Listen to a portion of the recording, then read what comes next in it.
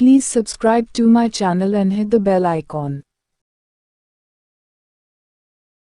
एक समय की बात है, भगवान गौतम बुद्ध एक गांव में धर्म सभा को संबोधित कर रहे थे।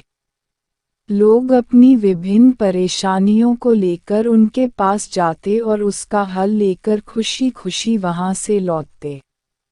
उसी गांव के सड़क के किनारे एक गरीब व्यक्ति बैठा रहता और महात्मा बुद्ध के उपदेश शिविर में आने जाने वाले लोगों को बड़े ध्यान से देखता।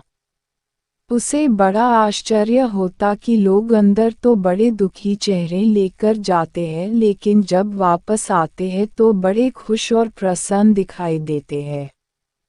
उस गरीब को लगा कि क्यों न वो भी अपनी समस्या को भगवान के समक्ष रखे। मन में यह विचार लिए वह भी महात्मा बुद्ध के पास पहुंचा।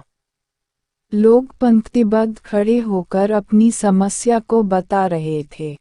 जब उसकी बारी आई तो उसने सबसे पहले महात्मा बुद्ध को प्रणाम किया और फिर कहा, भगवान, इस गांव में लगभग सभी लोग खुश और समृद्ध हैं। फिर मैं ही क्यों गरीब हूँ? इस पर उन्होंने मुस्कुराते हुए कहा, तुम गरीब और निर्धन इसलिए हो क्योंकि तुमने आज तक किसी को कुछ दिया ही नहीं। इस पर वह गरीब व्यक्ति बड़ा आश्चर्यचकित हुआ और बोला, भगवान, मेरे पास भला दूसरों को देने के लिए क्या होगा? मेरा तो स्वयं का गुजारा बहुत मुश्किल से हो पाता है। लोगों से भीख मांगकर अपना पेट भरता हूँ। भगवान बुद्ध कुछ देर शांत रहे, फिर बोले, तुम बड़े अज्ञानी हो। औरों के साथ बांटने के लिए ईश्वर ने तुम्हें बहुत कुछ दिया है। मुस्कुराहट दी है जिससे तुम लोगों में आशा का संचार कर सकते हो। मुख दिया है ताकि लोगों से दो मीठे शब्द बोल सकते हो, उनकी प्रशंसा कर सकते हो। दो हाथ दिए हैं, लोगों की मदद कर सकते हो।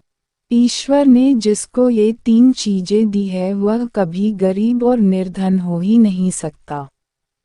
निर्धनता का विचार आदमी के मन में होता है, यह तो एक भ्रम है, इसे निकाल दो। कभी भी मन में निर्धनता का भाव उत्पन्न न होने दो, गरीबी अपने आप दूर हो जाएगी। भगवान बुद्ध का संदेश सुनकर उस आदमी का चेहरा चमक उठा और उसने इस उपदेश को अपने जीवन में उतारा, जिससे वह फिर कभी दुखी नहीं हुआ। Thanks for watching. For more stories please subscribe to my channel.